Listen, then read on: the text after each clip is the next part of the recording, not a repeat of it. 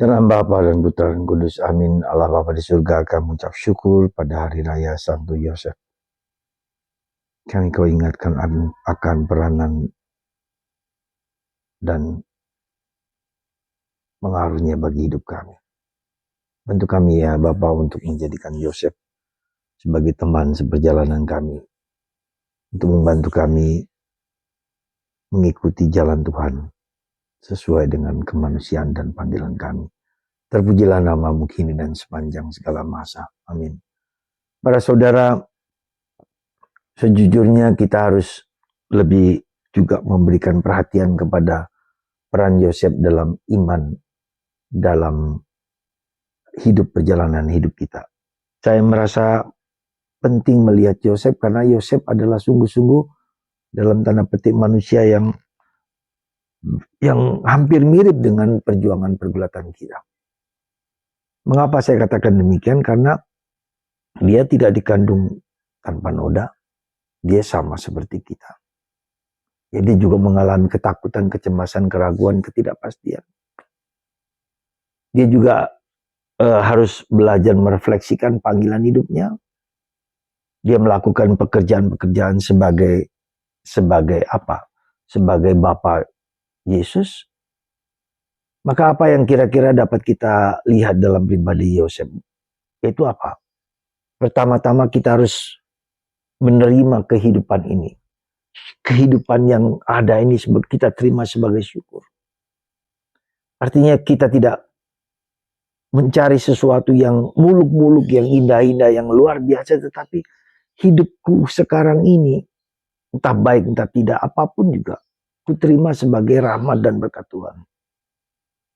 Disitulah kita bisa melihat bagaimana yang saya sebut dengan Providentia Dei, penyelenggaraan ilahi.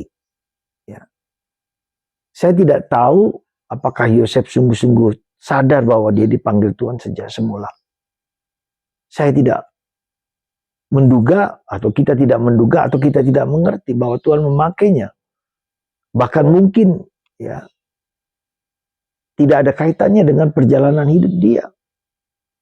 Providentia Dei, penyelenggaraan ilahi. Meskipun kemudian setelah diselidiki, dikupas lebih dalam, apa yang terjadi pada Yosef itu berkaitan erat dengan Yusuf, salah satu dari anak Yakub, ya, yang dideskripsikan sebagai pribadi yang luar biasa, yang meskipun diperlakukan oleh saudara-saudaranya, dan dia dibangun, dididik oleh Tuhan dalam penderitaan, dalam kesulitan, dalam masa lalu yang luar biasa.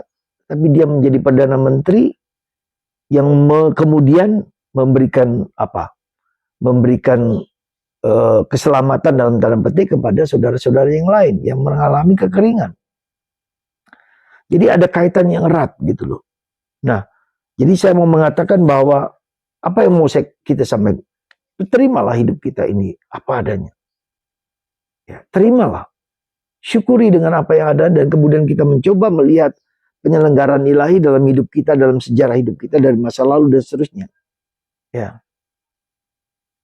Jadi menurut saya itu yang harus kita terima, kita syukuri dan kita kembangkan, kita cari, kita refleksikan, kita dengarkan apa yang sebetulnya Tuhan mau kerjakan dalam diriku. Dan saya duga bahwa Yosef juga demikian, ya. Maka ketika dia tahu bahwa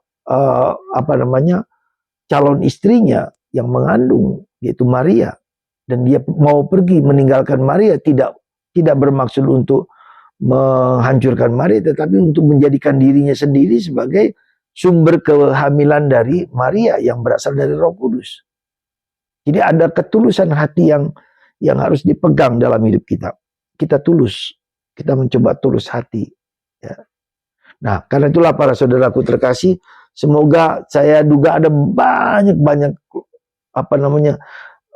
nilai values yang kita terima dari Yosef, yaitu apa? Ite ad Jesum.